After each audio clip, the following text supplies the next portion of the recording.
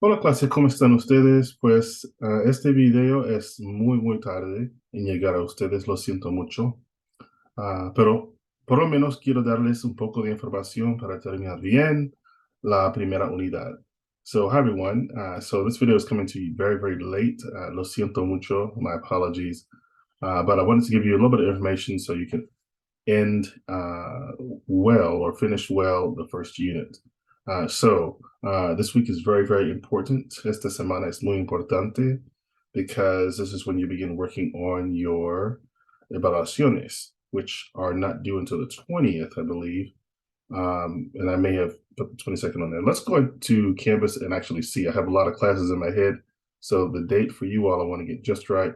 And so here we are in Canvas, and I'm going to make sure I'm seeing what you see. So here we are, and hopefully you've been working on Prácticas B. If you're still working on Prácticas A, go for it. Better late than zero credit, right? Prueba los pronombres, pronouns, and the verb ser. And then you have the second prueba, which is over los artículos, over our articles. And so, yeah, that's actually some of that you get in Unit 2, but if there's some things that I have assigned before we actually get to them, don't worry about it being late, but you do want to do it, of course. You can look ahead, of course, in the textbook. It's actually all at your, you have access to the entire textbook as opposed to the modules here in Canvas. Anyway, so we have las evaluaciones, which I do on the 20th, right? And then we have actividades conversacionales. So I'm going to talk about both of those. Let's go ahead and start with actividades conversacionales. So when you click on that, I've placed here, click here, sample conversations. So you'll see some sample conversations. I'll go ahead and show you exactly what they are. I don't want there to be any confusion. So this group of slides, it starts out, everyone has access to it, especially if you're using radio.rosa.edu. But it starts with talking about vocales, gives you a sample. It's good to hear the language, right? We don't have, this is not like, I don't want to call it dark ages, but pre-internet times, where we have to search and find some secret recording of the language or go to a different country. This is a Spanish-speaking country as well, not officially, but we have a lot of Spanish-speaking going on here. But you can hear it, you can have it at your fingertips on whatever device and listen to the language, of course. No de vocales, A, E, I, O, U. Las vocales son importantes, yeah, and there is a certain cadence to Espanol. The emphasis is usually on the second to the last syllable or syllable, right? So words like trucha, that's two syllables. If it's two syllables, it's going to be on the first one because that's the second to the last. Aguacate, that's three syllables. So the emphasis is going to be on ka, right? When you see an accent, that means it's breaking the rule, right? For second to the last syllable. So go through and listen to these conversaciones. You can do just 3 of these slides with your partner. You be the partner be bay. It's good to reverse roles also.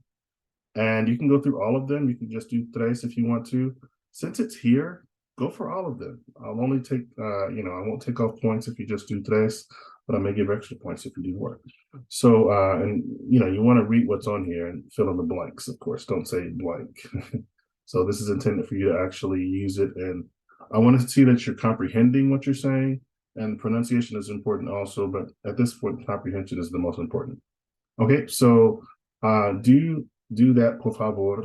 Go through that with your partner. So let's go back to Canvas, and I want to be sure that we are all aware that las evaluaciones are due el 20.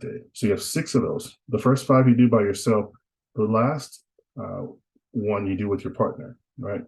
I'm going to click on it really quickly to show you. And I'll upload another video. Hopefully I can do that on Friday. I had some really bad tech problems this past Friday, but in groups of 2, you're going to do these 2 steps. Gather information from your partner by asking them these questions about their name, age, place of origin, and the phone number. Don't just say name. Don't just say age, place of origin. And what people do, a good way to get a 0, I don't want to be threatening anybody, but a good way to get a 0, just to kind of, here's a big sign, don't go here, is people like, they Google like name. Okay, we've been through this like for 4 weeks now. You know how to ask for someone's name. We actually ask what they're called. ¿Cómo te llamas? ¿Cómo se llama usted? And we do this informally, right? So we ¿Cómo te llamas? And age. You don't look up the word age. Don't Google the word age. Don't Google translate the word age because we don't use that. At the end of unit 1, we know how to ask for someone's age. We use the verb tener, right? And we don't say edad. So we'll know who's watched this video and who hasn't, right? Place of origin. We don't say origen. That's the word origen. We don't say that. Look at the first few dialogues in the unit. And phone number, we say a full sentence. We don't just say número de teléfono. It's not like we're at the DMV or something, or, being pulled over by a police officer. They're not just like name, age, it's not that. It's a conversation. And you want to pretend like you enjoy talking to your partner, right? If you don't, just pretend, and then I'll switch around partners later. So paso dos, you present your partner, right? So I got this information. Dave and I are partners, and I say, hey, Dave, question, question, question, question, question. And Dave gives me an answer after each question. Question, answer, question, answer. I got this information written down, right? Or I have an excellent memory, whichever one. And then I regurgitate that, yeah? So I say, Dave, or this person is called Dave. This person is from, or this person has a certain amount of numbers of years. This person is from, this person's telephone number is. Okay, and I use complete sentences, right? And so that person, Dave, he does it about me. Hey, this person is called Ray. He has this number here. He has 44 years. He is from, his phone number is, and so forth. So I will go through that one more time in the next video. Hopefully this is enough for you all. But you need to know who your partner is. So you want to click here, and hopefully I have the right one. Yes, okay, this is for you all. There are 20 of you all, so find your partner, and you can look on Google Contacts. Be sure you're in your radar.rose.edu account, because you get all kinds of contacts, right, if you have multiple Google accounts. Okay, so let's go back to Canvas, and I just want to reiterate, make sure everyone knows that your hub is going to be el libro de texto, right? El libro de texto. So I'm going to scroll through it really quickly. Español Activo Uno, that's the name of the textbook. So here you are, you're scrolling through it, you're going through it, you're going this fast because you are a student. If I have to go through it slowly, that means I probably shouldn't be teaching it, but I'm going to go through really fast for this video. And you've gone through the diálogos, you've done comparación cultural, good job on that one. And las despedidas. You want to go through all of these. It's good to practice them with someone. If you're not sure about the pronunciation, go through it with your partner, right? You can spend a lot of time with your partner. If your partner doesn't have a lot of time, because he or she has multiple responsibilities, forgive them of that, and, try it with someone else. So las preguntas, I've talked about that in the last video. Go back to the previous one if you haven't seen it, or if you're still wondering, but there's a certain intonation up at the end of preguntas or questions that is common in English as well. Negation of sentences, we put no in front of the verb. We say is not in English. So Anna is not a student, but in Espanol we say Anna not is, right? Ana no es. Right, and so that's the order in Espanol. No, and then the verb. Okay, here's an example. ¿Cuál es tu? We could say ¿Cuál es tu nombre? I would like for you all to use the first one we use, ¿Cómo te llamas? This is so impersonal. If someone says ¿Cuál es tu nombre? You sound like an alien. Take me to your leader. I mean, it doesn't sound, I'm not sure why it's in here. But ¿Cuál es tu edad? It's very impersonal. Make it more personal. ¿Cuántos años tienes? Right. So when you get through the pronunciation stuff and the alfabeto and numbers, it's a matter of pronunciation at this point, right? Look at the Basho video that you'll see in just a moment, and he counts all the way to 20, right? So esquina cultural, we know the names of our countries. And lastly, we have these verbs. We had ser before, to be. And then we have tener. We use tener to ask what people's ages are, right? So tener is also used to, or another use of tener is to tell how old someone is.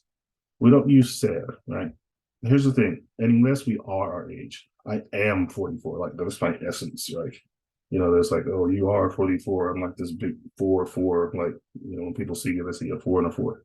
I'm exaggerating, but in Espanol, we have years. I think it's better. Like, we have 44 years of experience. You have 20 years of experience. You have 19 years of experience or whatever. And so here's the question that you want to ask your partner. ¿Cuántos años tienes?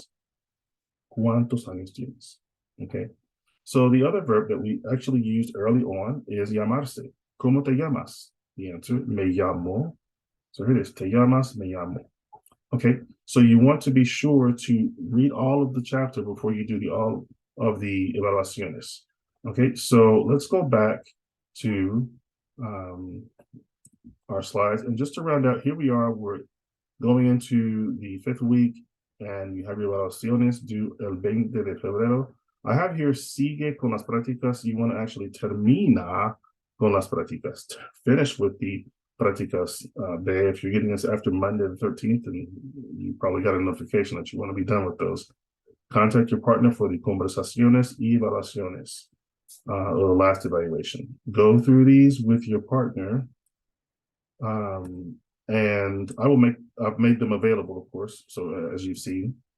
And so again, we are finishing Unidad Uno, and it's good to look up Hablemos Español Uno in YouTube. And you can hear a lot of Espanol, and these are by native Spanish speakers. It doesn't really matter. What matters is good pronunciation, right? So you have native speakers who have poor pronunciation in English, German, French, whatever. But this is a really good series. They pause between phrases, which allows you to process information, right? So continue to look at these key pages, right? Negation, no goes before the verb. Also, los números, look up basho, B-A-S-H-O. I've taught my son for the last 4 years. I'm teaching my daughter now. Lots of Espanol do this, and it's great. I mean, they love it, and it's good for adults too. So 0 a 30, and you can go even higher if you want to. So los números, note that after 15, once upon a time, the numbers 16 through 29 were 2 or more numbers or words. They're all 1 now. So the first time you make numbers into 3 words is a lot later. So we have 27, 30. After 30, we say 31. And that's 3 words. 30, and then there's y, and then there's uno. Everything up to 30 is 1 word. Okay, so just note that. When you are saying there exists or there are, we use I. So, for example, how many people are there? ¿Cuántas personas hay? So when you're talking about existence, use I, all right? So I'm going to go through the examples. It's going to be kind of fast. Maybe you can slow the video down or pause it. So uno becomes un before a noun. For example, we don't want to say Guillermo de Anda or William Walker is an archaeologist, Mexican archaeologist. We don't want to say uno, right? We want to say un arqueólogo mexicano because it's before the noun. Okay, when it's before a feminine noun, we change it to una. A good thing to know when you're counting, you can say 21, 21, 22. So when you get up to 31, 31, 32, 41, 41. But when there's a word after or a noun after it, you want to change that 21, 31 to un. So if you're 21, you don't want to say yo tengo 21 años. You want to say yo tengo 21 años. There are 21 professors. Hay 21 profesores, right? So that takes a little bit of practice. Look in the textbook a little slower than what I'm giving this to you. This rate at which I'm giving this to you. There's 1 professor. There exists 1 professor. Yeah. There are 25 students. Hay 25 estudiantes. ¿Cuántos estudiantes hay? How many students are there? We're talking about existence here, right? We're not confirming anything. We're not making a descriptive statement about something. We're just saying there exists. Hay 4 exploradores. What kind? Well, los exploradores son inteligentes. If we say the explorers are intelligent, then we're using the verb ser, right? But we're just talking about existence. Which one do we use here? Are we talking about existence or are we describing, identifying? Number one, there are intelligent students in the class. It's probably going to be odd. Number two, the students in the class are intelligent. Now we're describing them. It's going to be ser, right? If we're just saying there are students in the class, right? Bogota es la capital de Colombia. We're not talking about the existence of Bogota. We're talking about its status. It is, we're describing it. So it's going to be ser. And there is a city in Colombia called Bogota. I'm talking about the existence, right? So check these. Let's make sure I'm correct. If I'm wrong, then you probably drop the class. I'm just kidding. So hay estudiantes, existence. Los estudiantes en nuestra clase son, right? Bogotá es la capital de Colombia, ser, and hay una ciudad. Okay, so hopefully that was helpful for you. I'm going to stop sharing at this point, and I'm going to end the video. Hopefully it was not too long for you, but hopefully it was really helpful as you end Unit 1. And if you have preguntas, of course, you can contact me via email. And if you can get a spot in Calendly to meet with me via Zoom, then go for it. Not a lot of people use that, but it's an option for you. Yeah, pues cuídense bien y hasta luego.